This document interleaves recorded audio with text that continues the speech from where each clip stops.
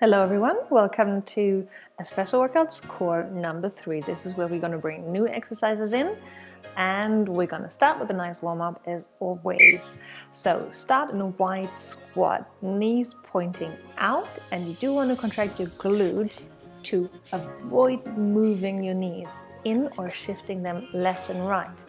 Now bring your shoulders above your hips, arms open to the side, palms up, and simply shift left and right. This just reminds me of a Bollywood movement. So whatever you want to do with the head, nod, shift, do a Bollywood style chin movement. Go ahead, whatever keeps you going, whatever makes the workout more fun for you. So just warming up here, and this is one of 2 in those wide squats. So just stay low if you can. If not, get up, shake it out quickly, and then go back down into your wide squat. This time we're stretching the oblique muscles with side bending. So bring the hands behind your ears, like in a good old crunch, and then bring those elbows all the way down to the thighs. Maybe you can touch the thigh. Maybe you can even slide the elbow all the way down behind your thigh. But make sure that you don't bend forward. So no rolling forward, no twisting, no cheating. This is just a side bend to open up your side line and the waist. So whatever we do when we want to get rid of little knots in our body, we first have to stretch before we can strengthen them. Get your balance going, have a little bit of a leg swing here. So start on the left leg and swing the right leg around you, and do the same with the arms. And even if that looks totally chaotic with the arms and the legs moving in totally different direction, this actually makes it easier because you are catching the momentum of the leg with the arms, etc., and vice versa. So try it once without the arms, and you will find, I hope, that with the arms it is much easier.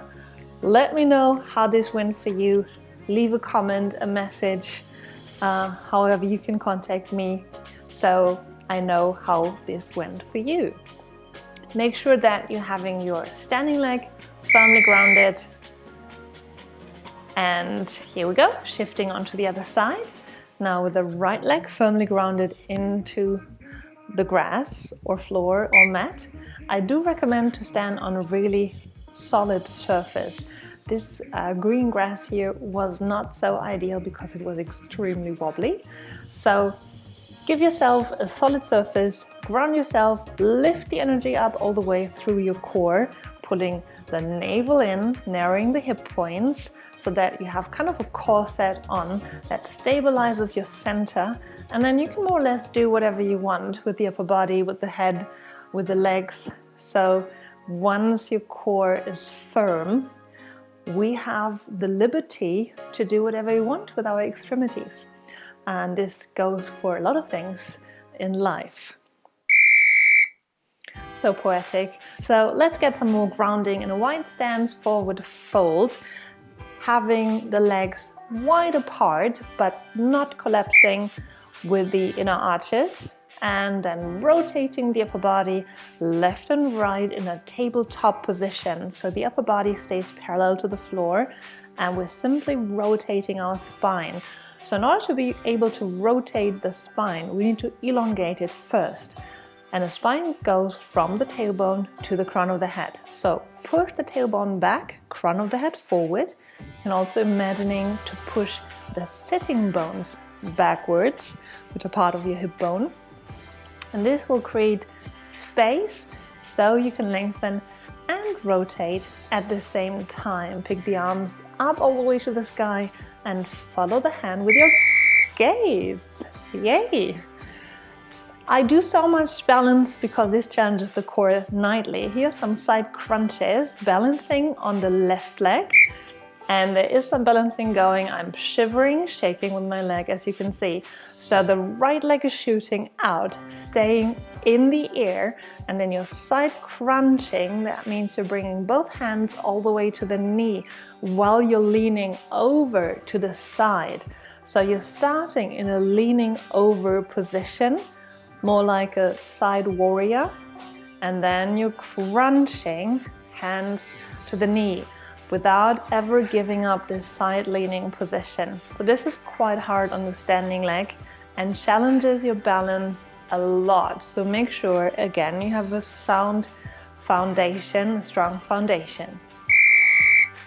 Here we go, other side, change the legs. If you're tired, shake it out a little bit before you come on balance pose on your right leg, and then pulling your left knee in.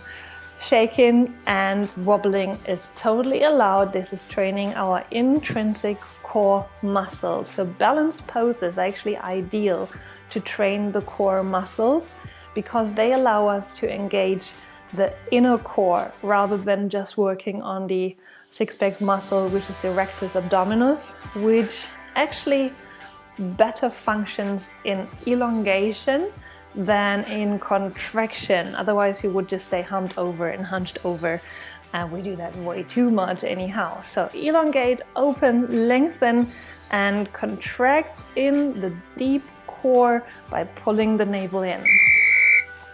That was a lot of information, but I'm gonna repeat that all throughout our core series. So leg pendulum, just for the fun of it, because this is 1, stretching our hamstrings, 2, working on our balance, and 3, a lot of fun.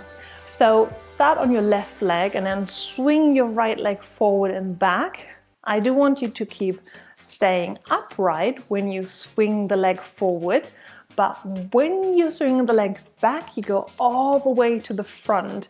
That's why it's called a pendulum. So you're doing like a back leg lift into a warrior 3, into an airplane pose. Arms stay all the way to the sides, palms opens up, and elbows are pulling out away from the shoulders. Long arms, long extension here in the legs and in the arms. Wonderful. Try the other side. Another hamstring stretch here, and this is actually a hamstring stretch for both legs, so even for the standing leg. So stay firm on the right leg and then swing the left leg forward and backwards. I do flex the foot here in the middle so I can pass my leg through. And it's also a good chance to cheat a little bit and putting the foot down if you have been getting out of balance slightly with all those lifting and throwing the leg up. So the stretch of the hamstrings is especially important for the positioning of the pelvis. If the hamstrings are too short, our pelvis tends to be dragged backwards, and this is not allowing proper core function. So we need nice and easy hamstrings. A little bit of a warming up here just to rest your core and to rest your head. Low knee runs on the spot. Just lifting your knees a little bit, just moving and grinding through the feet here, getting some foot mobility. You can also make this a marching on the spot if you do want to keep it low impact at all times. The core series is mostly a low impact workout. It's not intended to be super cardio. It's more intended to be focused on the core, the abdominals, and a lot of glute, butt, hip muscles here. So everything's centered around the core, but I do put in a little bit of cardio as well. So you get the heart rate up, the body temperature a little bit higher, so we can stretch more easily. Let's have some fighting knees here in balanced position. So the knee comes quickly in. Start on the left leg, balancing on the left leg, and then pulling the right knee in quickly towards your hand. So the left hand goes to the right knee while the left hand other way around. Left hand goes to the right knee, whereas the right hand goes to the foot. And you do want to make this an explosive movement so we can engage our core in an explosive manner. Important to engage the core in different ways, not just in slow contraction, not just in asymmetric contraction, but also every now and then we need some explosiveness here to surprise our bodies. Every now and then we need to surprise ourselves and our bodies to do different things than we are used to do. So try this warrior explosive side crunch here. This is so much fun once you have it, because I just love it. It's so amazing. You feel like you're flying in the air there, crunching and lifting. So balancing on the right leg, now shooting out the left leg and then explosively crunching back into the middle. Actually, you need that extension. So after every crunch, you do an extension, and you need this extension to find the balance again, because you're pushing yourself slightly out of balance when everything comes forward, hands to the knee and the leg. And so with the extension, you're kind of getting back to your center, like getting out of center and getting right back in. Push and pull, push and pull. Everything comes to the center, and then big extension again. What am I talking about? I can see your faces. So something more simple. Bending forward, upper body is parallel to the ground, balancing on the left, and then simply lifting the left leg. I think we can all rest now a little bit here in this nice two-way glute butt workout. One, we have our full thigh and the butt working for the standing leg, and we have a nice isolated workout here for the butt, for the glutes, on the lifting leg. Make sure that you'll bend forward as much as possible, because this will allow to isolate the glutes even more. So the more you bend forward, the more you're actually working your glutes. Nice. Have that straight away on the other side. If you need a little bit of shake it out, and then come onto the right leg, bend the knee, knees pointing towards the toes, standing knee slightly bend, and then lift the leg all the way up to hip height. Your upper body is bent forward with a nice straight back spine. So the crown of the head is shooting forward and the tailbone is shooting backwards, narrowing your hip points, pulling the navel in. Don't forget your core.